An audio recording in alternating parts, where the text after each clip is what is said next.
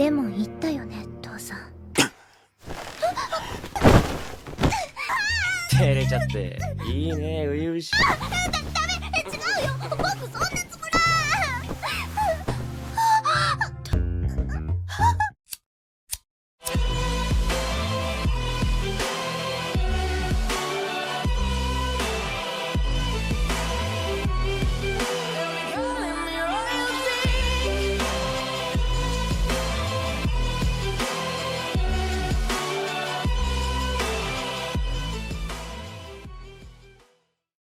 So, there's this badass guy named Akatsuki Osawa, born right here on Earth. He just got back from a wild adventure in the world of Elezard, where he straight up defeated the Demon King Gallius. And get this, Gallius asked Akatsuki to bring his daughter, Miu, back to Earth with him. So now Akatsuki is returning home, bringing Miu along for the ride. Pretty epic, right?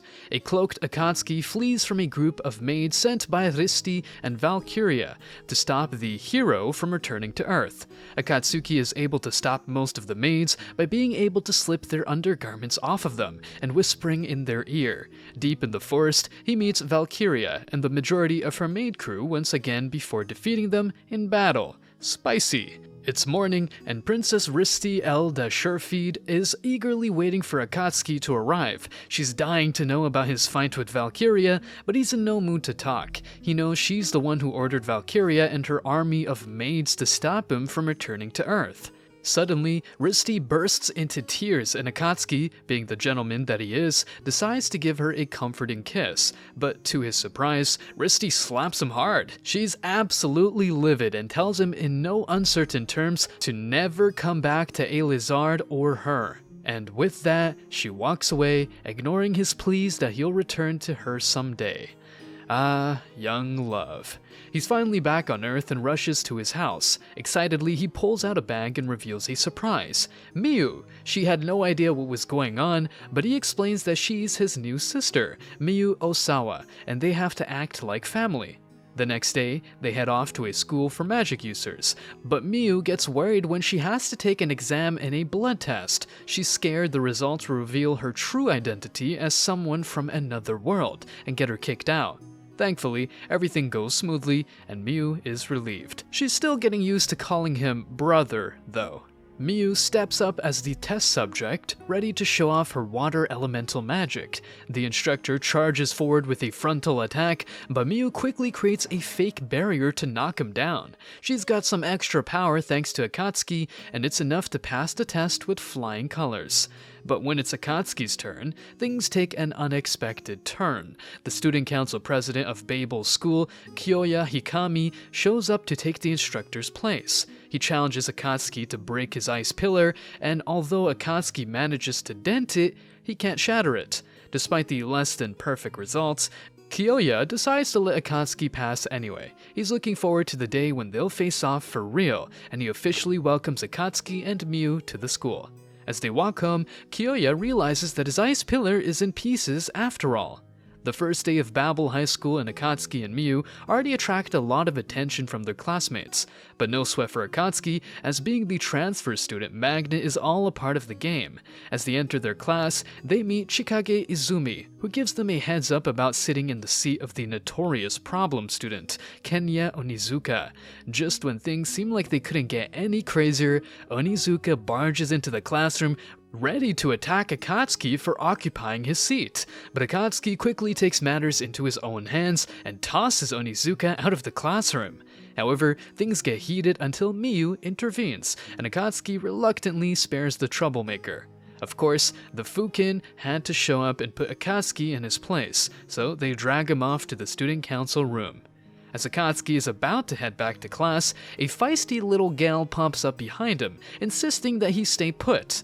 Meet Kazuha Domoto, Class B's Take Charge class rep. She schools Akatsuki on the student council's mission, but their convo is cut short when Haruka makes a dramatic entrance from above. Using her wind magic, she glides to the ground just as Akatsuki snags her undies. Yikes.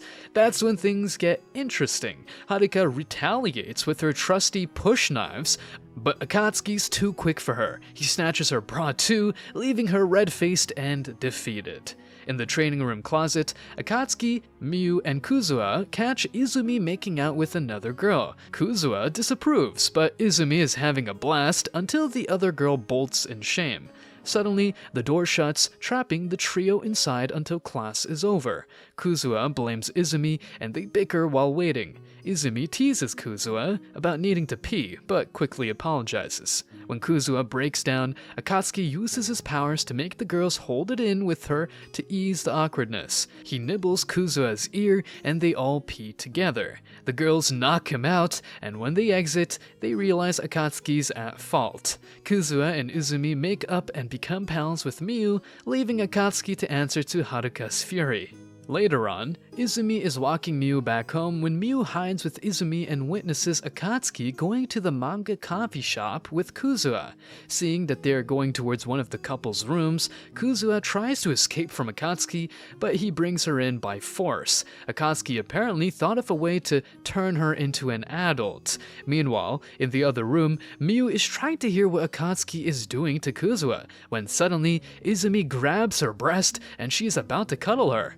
Back to the other room, Akatsuki goes to cuddle her in his way so that she can be an adult, even though it is not what she had in mind. He then hugs her and he tells her to cry and to smile, and no matter what is her height, the school is the place for her, making Kuzua smile.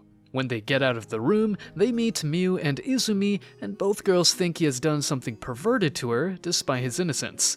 The next day, Miu wakes up to a wardrobe malfunction. A button on her pajamas pops off due to her ample bosom. As she hops in the shower, Akatsuki drops in unannounced, literally, hanging upside down from the ceiling like a ninja. Miu screams, naturally. Before we continue, take a moment to answer the question of the day. What is your favorite anime universe? Get 4 people to reply to your comment and be shouted out in our next video. Now, back to the recap.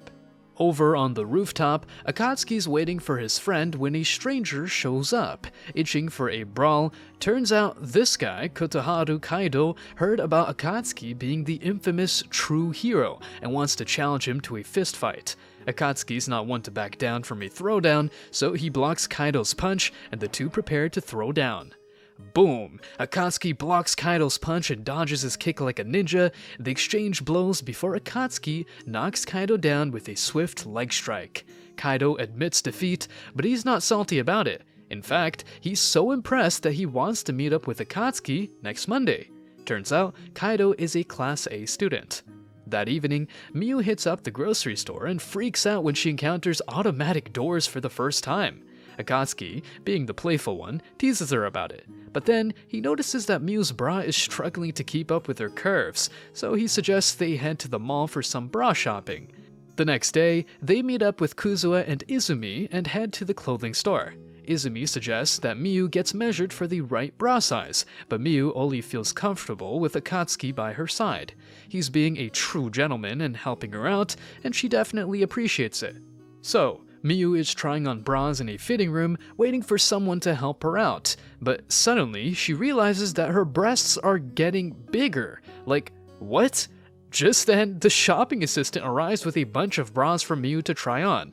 The assistant shows her how to properly put on a bra, but when Miu tries to take it off, disaster strikes. She accidentally rips the bra, and if that wasn't bad enough, Akatsuki shows up out of nowhere. Miu freaks out and screams, but nobody else seems to hear her.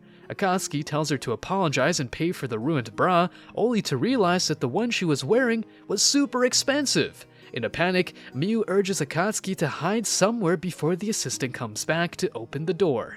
The assistant swings open the door and catches Miu red-handed, still wearing the bra. Miu panics and shoves her out to conceal the lingerie fiasco. Akatsuki arrives, reminding Miu that although she never apologized to Alizard, she must do so in the human world. Kuzua, Izumi, and the assistant enter and catch Akatsuki getting chewed out for his break-in. Izumi notices Miu sobbing, and suddenly, Haruka pops out of the other fitting room. Akatsuki's eyes bulge at Haruka's attire, causing her to scream. The assistant admires how Haruka wears her bra, but Haruka refuses to put it on.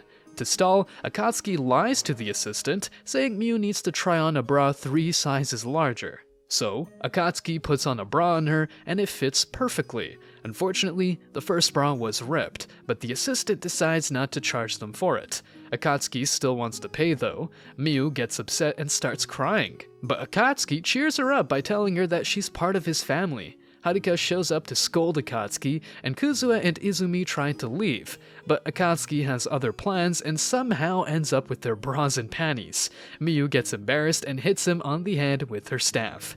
In the next episode, things get wild when Haruka senses trouble brewing at the research facility. Without missing a beat, she whips out her wind power and takes off into the sky.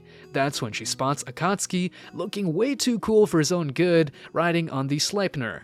Haruka wastes no time giving him a piece of her mind and orders him back to the office ASAP. As it turns out, Oya is the one who let Akatsuki ride the bike, much to Haruka's chagrin. She's about to confiscate the damn thing when, all of a sudden, lightning strikes and rips her clothes to shreds. Yup, you heard that right. Naked as the day she was born. But Haruka's got no time to dwell on her wardrobe malfunction because she's got an urgent call from the student council about some kind of emergency at a hotel. Before she takes off to save the day, Akatsuki hands her his coat and she promises to give it back later. That night, the VC reconnaissance team nabbed some seriously scary terrorists. Meanwhile, as Akatsuki soaks in the tub, Haruka drops by the Osawa pad and rings the bell.